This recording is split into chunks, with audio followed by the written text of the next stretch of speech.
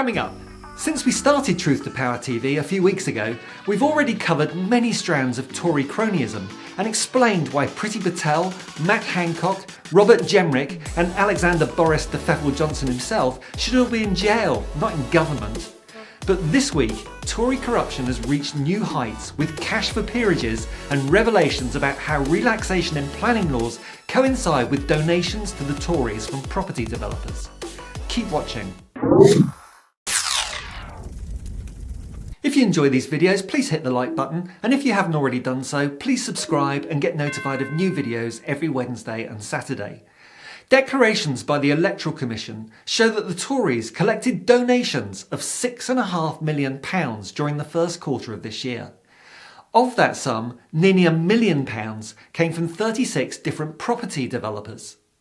In unrelated news, the Tories are about to implement massive changes to the planning system which will remove the right of local communities to object to new developments, however inappropriate they are for their district. Most scandalously, the largest donor is John Bloor of Bloor Homes Limited. Why scandalously? Well, as reported in the Sunday Times, the Tories had 48 hours before the donation given the go-ahead for a Bloor proposal to build hundreds of homes on rural land in Herefordshire. And secondly, because after their application to build 1,000 new homes in Berkshire was rejected at the local level, Robert Jenrick's Ministry of Housing, Communities and Local Government has recovered the application, which will now be ruled on in Whitehall. You know, the same Robert Jenrick who did a quid pro quo with his junior minister Jake Berry to siphon money from the Towns Fund for deprived communities into their own wealthy constituencies. The same Robert Jenrick who beat Dominic Cummings to breaking lockdown rules by driving across the country to deliver ready meals to his parents. The same Robert Jenrick who saved his pal, ex-porn publisher Richard Desmond, £45 million in levies to what he referred to as the Marxist Tower Hamlets Local Authority by speeding through a planning application. It stinks that this man is still at liberty, let alone in the cabinet, and he's now up to his old tricks again, helping Tory donor Bloor Homes to trouser God knows how many millions of pounds in profits. So what have the Tories got to say for themselves? Well, a Conservative Party spokesman said, "Government policy is in no way influenced by the donations the party receives. They are entirely separate. Donations to the Conservative Party are properly and transparently declared to the Electoral Commission, published by them and comply fully with the law." And if you believe that, I've got a bridge to sell you. And watch out for our forthcoming video looking at how money is distorting British politics. Reading these Electoral Commission declarations are like mining a rich seam of gold. Alongside these revelations about these grubby quid pro quo with Tory donors in the property development industry, we also see from their records that Peter Cruddas, a former Conservative Party treasurer, gave the Tories a further £500,000 just 3 days after taking his seat in the House of Lords last February.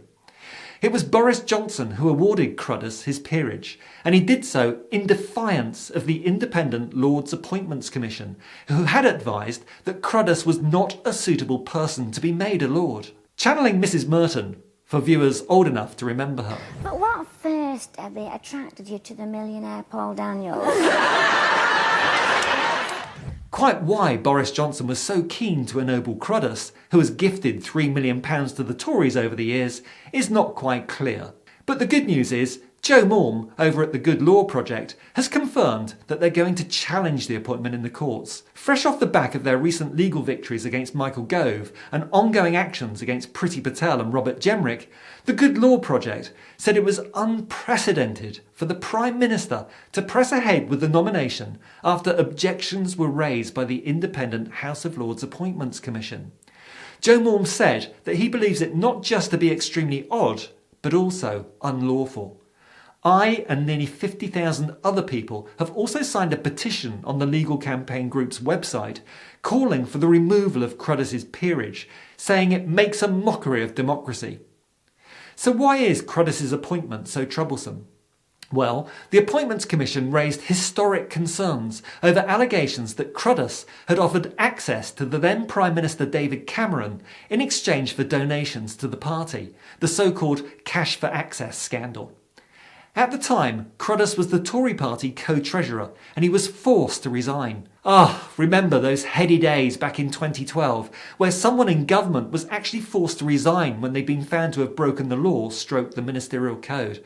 Seems like a lifetime ago. The £500,000 donation he made was the largest cash sum that the tycoon has donated to the Tory party, but he said it was definitely not true that there was any link between the donation and his receipt of a life peerage, adding, "That would be corruption, and that's definitely not the case." Remember, just 3 days after he entered the Lords, he gave the Conservatives £500,000. Full disclosure, I'm a huge admirer and a donor to the Good Law Project. But when Joe Maugham tells me that Boris Johnson has broken the law once again by appointing Cruddas to the Lords, I'm inclined to believe him.